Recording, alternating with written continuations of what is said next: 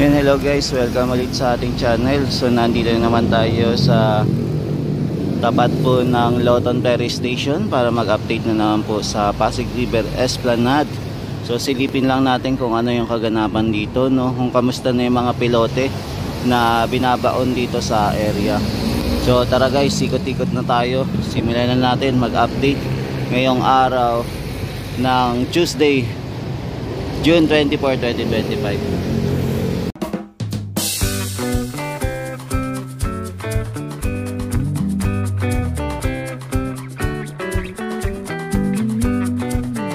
Yan, sinimulan po muna natin mag-ikot-ikot dito sa may Quezon Bridge. So ito yung isa sa magandang tulay ng Quezon Bridge, no, na napakatibay, purong bakal talaga.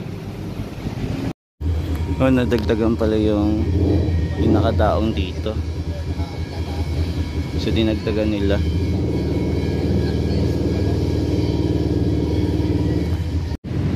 Yan guys, so mapapansin natin etong mga pilote na to, umabot na po malapit sa footbridge po etong mga pilote. So halos lahat po ng mga pilote na nakita natin ng umaga netong June 23, halos lahat po nakabaon na po sa Ilog Pasig po. So pantay-pantay na po sila compare nung June 23, halos hindi pa po nakabaon, pero ngayon nakabaon na po yung mga pilote natin.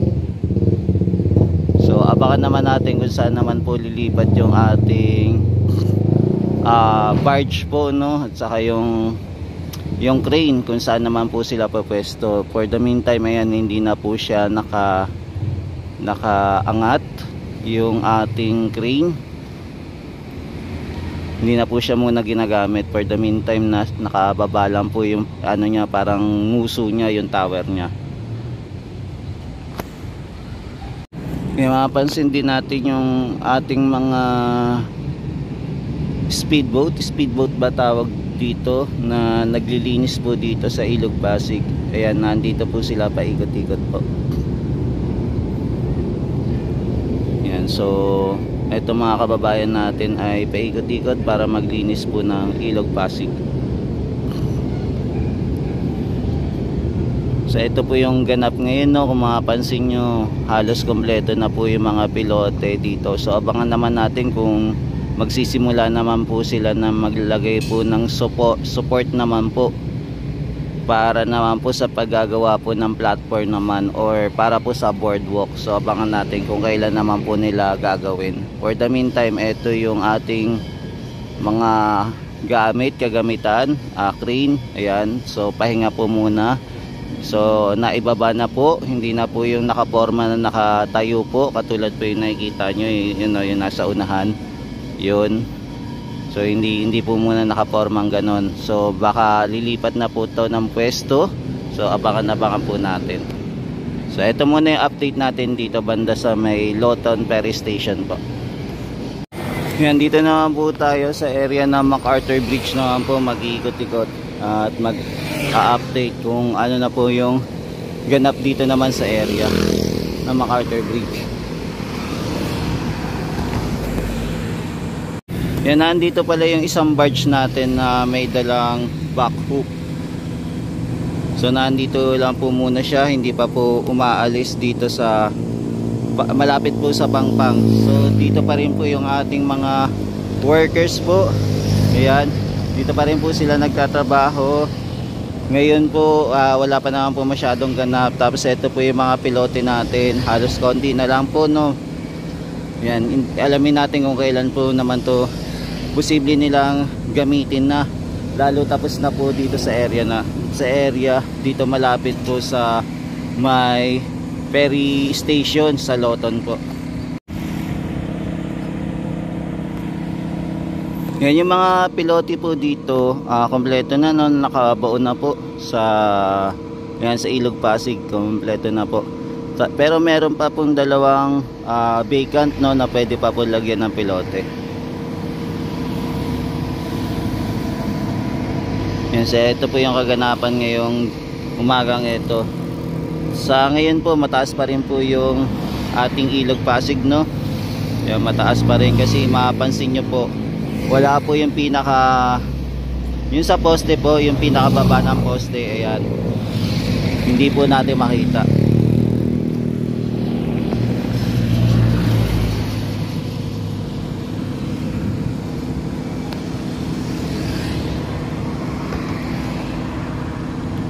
Yan, so ito muna yung ganap ngayong umagang ito. Update po muna tayo dito. Ayan, mapapansin din po natin na may dumadaang LRT1. So ito po yung ating backhoe.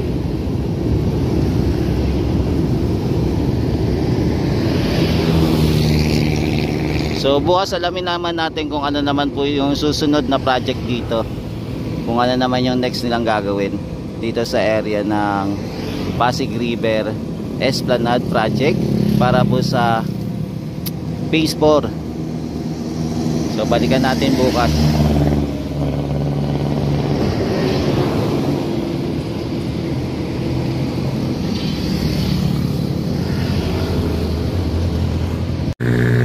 Yan, dito po pala sa area bumabaha po pala, binabaha. Hindi natin alam kung saan po galing yung tubig dito, o dahil kaya dito sa Ilog Pasig kaya napupunta dito yung tubig at binabaha.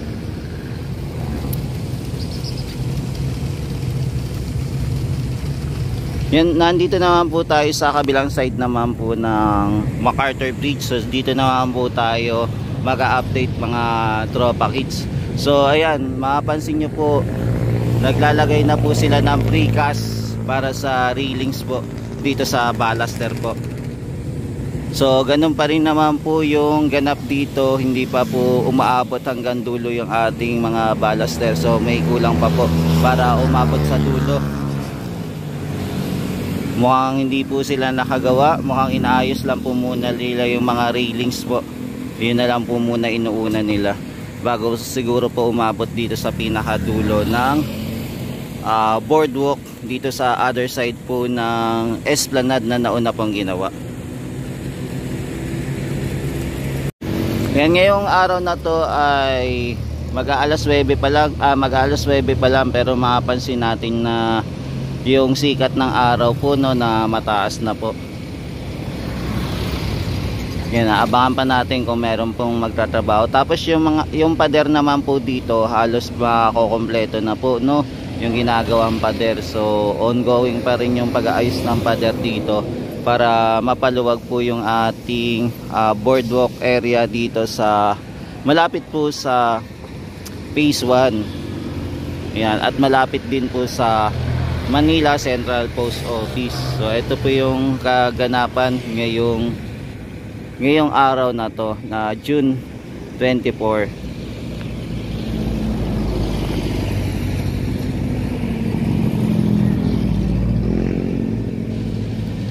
Yan, so nag-aabang pa rin naman tayo ng susunod na mga gagawin ng ating mga workers dito, kung ano naman yung susunod nila. Ayan, may napapansin tayo nagbubuhat po ng hollow blocks.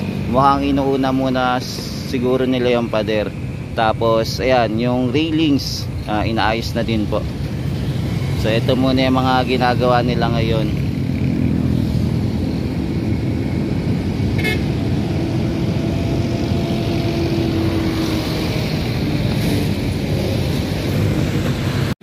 Yan guys, so ito muna yung latest update natin dito sa area po ng Pasig River Esplanade Phase 4 papunta pong Arroceros Park. So abangan, so balikan natin to bukas kung ano yung panibagong ganap na naman dito sa area. For the meantime, ito lang po muna yung nakikita natin sa morning bago po mag 9 AM. So ito po yung update natin. Ito po yung nakita natin sa mga ginawa buong araw po dito sa panibagong Esplanade extension na ginagawa dito sa Maynila po. Yan, maraming salamat guys. So ito po ulit si JR Doria TV, nag-a-update po ng mga infrastructure dito sa Metro Manila. Ayan, thank you guys sa walang sawang pagsuporta kay JR Doria. Yan, thank you po. So ito muna yung latest update natin dito sa Pasig River Esplanade. Maraming salamat po. Hanggang sa muli, mahalin natin ang Pilipinas. Thank you po and God bless.